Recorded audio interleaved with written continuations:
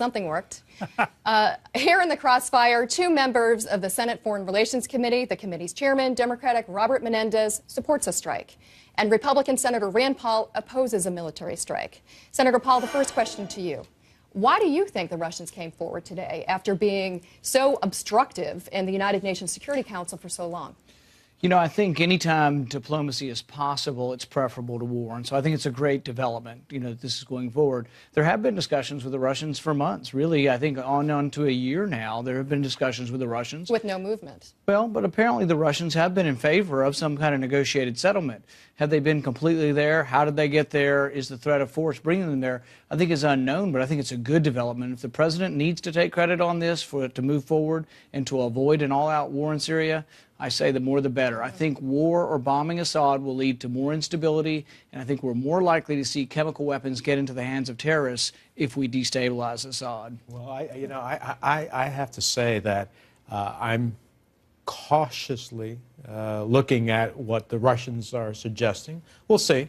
After 2 years in which the Russians have vetoed every effort at the United Nations, including simply recognizing that the use of chemical weapons in general is a violation of international law, without even ascribing blame at that point in time, they voted against that. They voted against a simple press release saying, applauding the opportunity for the United Nations to send inspectors in. So I'm somewhat cautiously, looking at this set of circumstances. But look, the only reason, if this is true, if the Russians are serious in their proposal, and more importantly, if the Syrians are actually going to give it up, and they can do that right away at the Security Council in the next day or two. Go right in there with a resolution that's very specific, that says all of the sites, unfettered UN access, the access not only to those weapons, but to get access throughout the country to determine the sites and be able to secure them. The only reason we might get there is because of the threat of a credible military force. Given that threat, Senator Reid has apparently announced this evening that he's going to postpone the vote in the Senate. The whip count we've seen in the House is like 5-1 against. Do you think it would be wiser to slow things down and hold off on those kind of votes until we see whether or not, in fact, we can get the United Nations and the Russians to do something that's real and not just public relations? Well, I'm going to defer to the majority leader in the Senate context to determine what's the best way to move forward, working in concert with the administration. If the administration believes that this is a serious effort by the Russians that will, in fact, be embraced by the Syrians and we can move forward, we can see that in very short order, then that is obviously a welcomed effort. But I truly believe that the only reason we are at this point is because the president said he had made a decision that, in fact, this was necessary, because the Senate Foreign Relations Committee moved forward in a bipartisan fashion, in a targeted fashion, to allow this to happen. I think the Russians said, this is a real potential consequence to our own interests as a result. I agree with you. Senator Paul, what do you think about the delay in the vote? Well, I think that it's a great way out for the president, because I think he would have been handed a rebuke. I think there's a very good chance that the House would vote against going into Syria. And then the real question is, would he abide by our verdict? Would he abide by the congressional verdict? Would he obey the Constitution and say, I've been told I don't have authority, therefore I can't do it? That's been an open question, because he hasn't really admitted that he would abide by it. Whether it's a good idea or a bad idea, in a way, I think it allows diplomacy a little more time to see if it can work this out. It won't get to what the president said he was going to do, which was to punish. He was going to punish Assad, but he was going to getting rid of the chemical weapons, I think, was the ultimate goal, to ensure that there's no longer a threat. He was going to punish Assad by not attacking Assad, by leaving him in power. Right, and send a message to Iran and North Korea that there are consequences. And the consequence here is you're going to give your chemical weapons over. Right. I think it's a good idea to have the chemical weapons turned over to an international authority, so I'm not going to complain about a good thing. So I think it's something that maybe, even though I know it's supposed to be Crossfire, maybe we can all agree that it would be a good idea not to bomb Syria. I think bombing of Syria leads to more instability in the Middle East, and so that's why I've been opposed to it. I think it makes it more likely that Israel will be attacked, more likely that Turkey will be attacked, more likely that more refugees will go into Jordan. All the bad things we've talked about are all more likely if you bomb Syria than if you don't bomb. Well, actually, I think the resolution pretty much says that this, in essence, would be a win. What did we say in our resolution? We said that this is to deter and degrade Assad's ability to be able to continue to deliver chemical weapons against innocent innocent civilians, in the last instance where he killed over 400 children.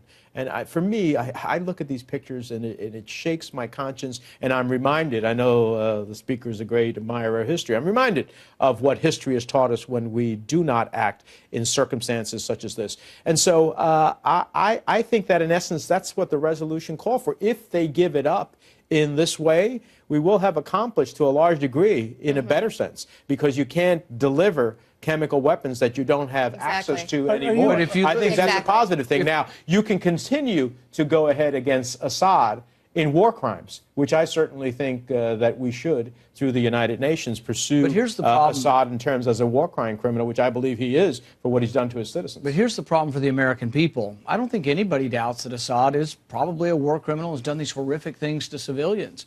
But on the other side, we've seen priests beheaded by the Islamic rebels on the other side. We've also seen an Islamic rebel eating the heart of a soldier. So it's not like there's no atrocity going on the other side, and Al-Qaeda is on the other side. I can't conceive of how we would go in and be allies with Al-Qaeda. Well, let's. I don't suggest that we're going to be allies with Al-Qaeda. There are vetted elements of the Syrian opposition that we believe which largely share, would share our values. But at the end of the day, if you just sit back and say, you know what, there's no consequences to the use of chemical weapons, go kill another 1,400, go kill another 14,000. At what point does the consequences of those actions not only send a message in Syria, but globally? We want the Ayatollah in Iran to heed our message. Do not cross that line towards towards nuclear weapons. We want the dictator of North Korea to understand, do not cross a line as well. This is, I think, even beyond Assad. And if we can get the United Nations quickly to go ahead and intervene and actually obtain all of these chemical weapons, secure them and destroy them, then I think we will have made a very good statement. But there's a real distinction between whatever happens in terms of the chemical weapons and the Syrian civil war.